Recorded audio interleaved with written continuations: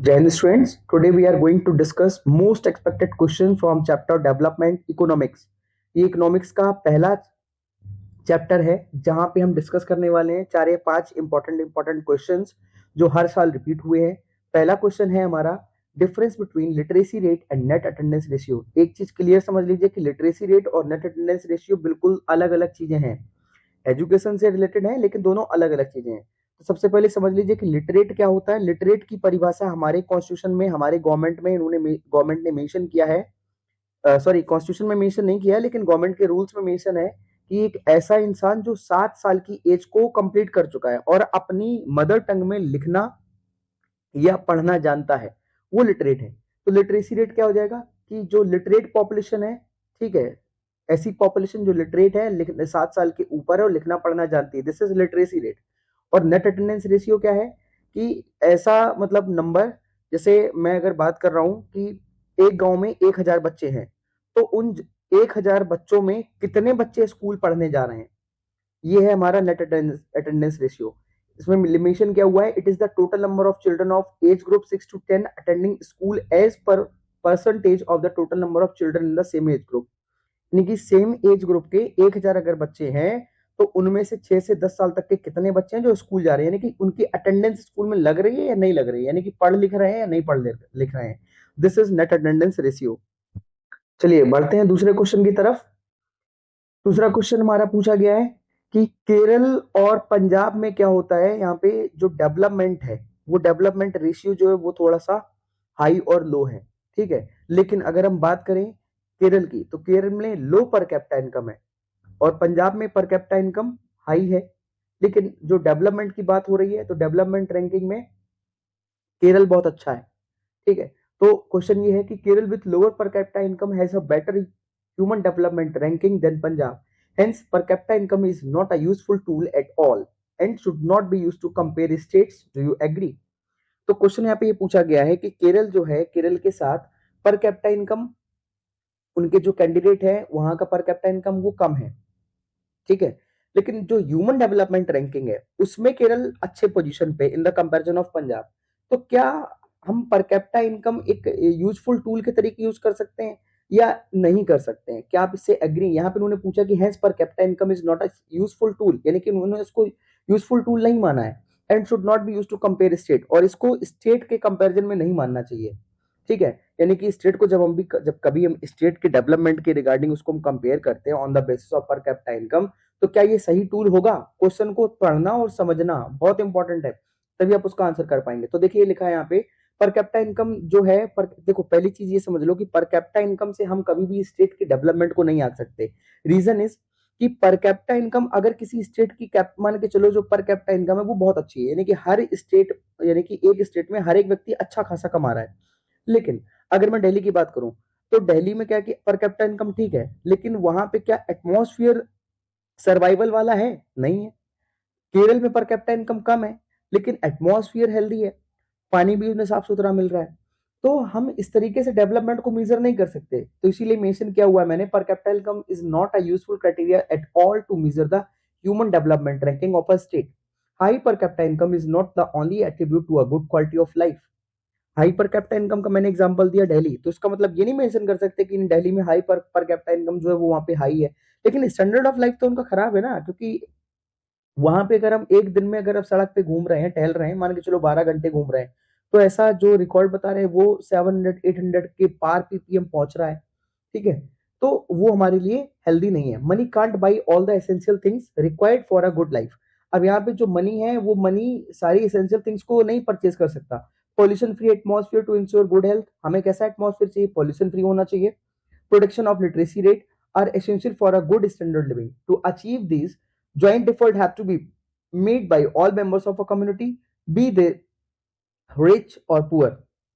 Kerala ranks higher compare to Punjab even with a low per capita income because, अब देखो केरल में क्या है कि जो पर कैपिटा इनकम है वो कम है लेकिन डेवलपमेंट अच्छा है। क्यों? क्योंकि उनका मोर्टेलिटी रेट कम है, लिटरेसी रेट हाई है, ठीक है। और जो total number of net attendance ratio है, total number of children those who are attending school, वो उनका अच्छा है, ठीक है।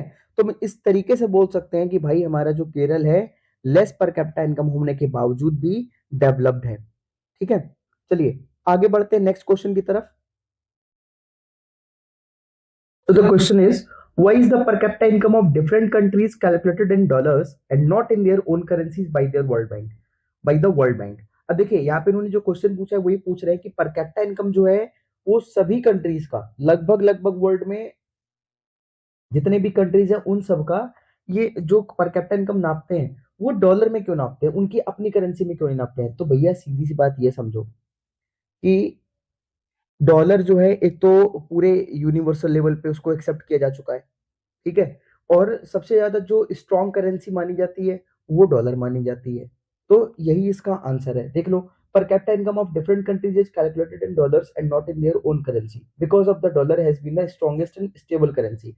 अब स्टेबल करेंसी कैसे, जैसे अगर मैं अभी ईरान की बात करूं तो ईरान का जो करेंसी वो इतना गिर गया है कि उसकी कोई वैल्यू ही नहीं रही। 2 लाख 3 लाख ईरान की जो करेंसी उसके बराबर $1 जा रहा है, ठीक है। तो सबसे ज्यादा स्टेबल करेंसी माना जाता है डॉलर को। और ये कब से हुआ है, सेकेंड वर्ल्ड वॉर के बाद से ये हमेशा से स्टेबल और स्ट्रॉन्गेस्ट रही है। And it becomes easy to compare the per capita income of various countries when these are converted into common currency, that is USD. Okay, बढ़ते हैं नेक्स्ट क्वेश्चन की तरफ। Why is sustainable development essential? अब देखो development जो है sustainable तरीके से होना चाहिए, ये एसेंशियल क्यों है। ये हमने एक बेसिक क्वेश्चन दिया है, इसी में क्वेश्चन और वो ऐड कर सकते हैं, कोई स्टेटमेंट दे देंगे, लेकिन आपको आंसर किस तरीके से लिखना है वो मैं आपको फॉर्मेट बता दे रहा हूँ कि इस तरीके से आप आंसर लिखेंगे आपका क्वेश्चन बन जाएगा। 3 नंबर में पूछे या 5 नंबर में पूछे तो अच्छे से हो जाएगा। हाँ देखिए, जो सस्टेनेबल डेवलपमेंट है सबसे पहले पहली बात समझ लो, मैंने ज्योग्राफी में भी बताया था कि हमारी एबिलिटी को बताता है कि हमारी जो एबिलिटी है वो डेवलपमेंट करने की ऐसी होनी चाहिए कि हम सस्टेन करते रहे लाइफ को, ठीक है। और हमारी जो आगे फ्यूचर जनरेशन है, या हमारी ये अगर 40 साल है तो हम अगर 10 साल बाद की बात करें, 20 साल बाद की बात करें, तो हमें भी पानी मिलता रहे, ऐसा ना हो कि हम कंप्रोमाइज करना पड़े। तो sustainable development aims at economic development without damaging the environment and at the same time conserving for the future. Resources are to be used in such a way that they are not overexploited.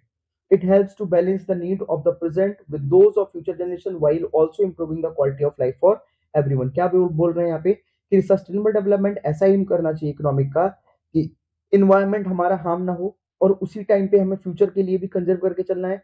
Resource are to be used in such a way that they are not over exploited. Resource ऐसे use होने चाहिए कि उनका over exploitation ना हो। It helps to balance the need of the present with those of future generation. हमारी जो आज की नीड है और जो फ्यूचर जनरेशन की नीड है उनके बीच में बैलेंस बना रहे, एक तालमेल बना रहे, while also improving the quality of life for everyone। सबकी जो क्वालिटी ऑफ लाइफ है उसको भी इंप्रूव करके चलना है। नेक्स्ट क्वेश्चन की तरफ बढ़ते हैं। Conflicting goals can also be developmental goals. अब क्वेश्चन ये उन्होंने पूछा है कि कन्फ्लिक्टिंग गोल्स जो है वो डेवलपमेंट गोल्स हो सकते हैं, ठीक है। एलेबरेट करना है तो भैया समझो समझो कि मान के चलो एक हमने प्लॉट लिया और उस प्लॉट में क्या हुआ, उस प्लॉट के बगल में एक बिल्डिंग खड़ी है 2 मंजिल की। अब हमारा ये पर्पज है कि हम अपने प्लॉट में अंडरग्राउंड बनवाएंगे, ठीक है। अब जब हम अंडरग्राउंड बनवाएंगे तो अंडरग्राउंड कम से कम 10 फीट का रखेंगे और उसको 10 फीट का बेस बनाने के लिए कम से कम 7 से 8 फीट हम उसका बेस बनाएंगे। तो जब हम इतना सारा खुदाई कर देंगे तो बगल वाले पड़ोसी की बिल्डिंग गिर जाएगी नहीं गिरेगी। तो हमारे लिए तो डेवलपमेंट है लेकिन दूसरे के लिए डेवलपमेंट नहीं है, ठीक है।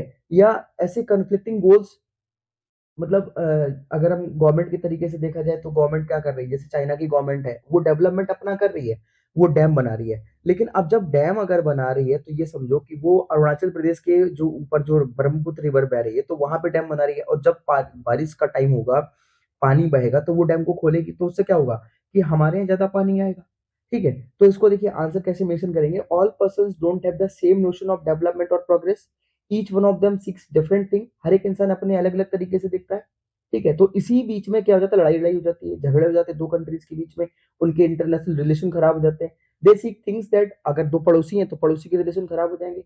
दे seek things that are most important for them, that is that which can fulfill their aspirations or desire.